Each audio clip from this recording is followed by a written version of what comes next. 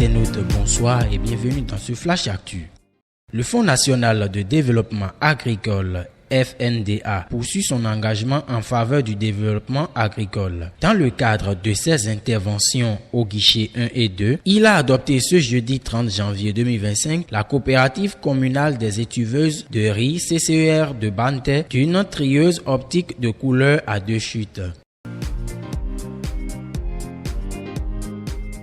Kakade Bachiou, ambassadeur extraordinaire et plénipotentiaire du Niger près le Bénin, est arrivé à Cotonou depuis le jeudi 30 janvier 2025. D'après les informations, il a remis les copies figurées de ses lettres de créance au ministre béninois des Affaires étrangères, Olusegun Adjadi Bakari. Sa nomination approuvée par les autorités béninoises en octobre dernier marque une avancée dans la reprise progressive des relations diplomatiques entre Niger et Cotonou. Après cette étape protocolaire, le diplomate nigérien pourra officiellement entrer en fonction en tant qu'ambassadeur accrédité au Bénin. Toutefois, la frontière entre les deux pays reste fermée du côté nigérien.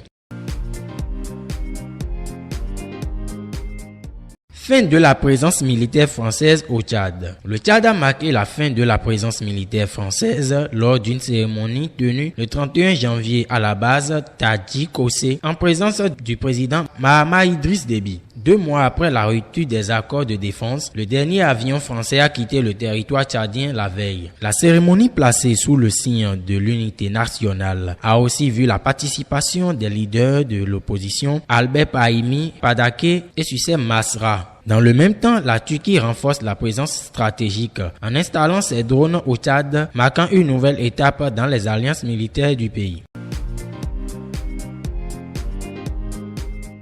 Le président tunisien Kaïs Saïd a décidé ce jeudi de prolonger l'état d'urgence en Tunisie jusqu'à la fin de l'année. Cette décision a été officialisée à travers un décret présidentiel publié dans le journal officiel de Tunisie. Pour rappel, l'état d'urgence avait été instauré pour la première fois dans ce pays le 24 novembre 2015 à la suite d'un attentat terroriste avant d'être renouvelé à plusieurs reprises. La dernière prolongation couvre la période du 31 janvier au 31 décembre 2024.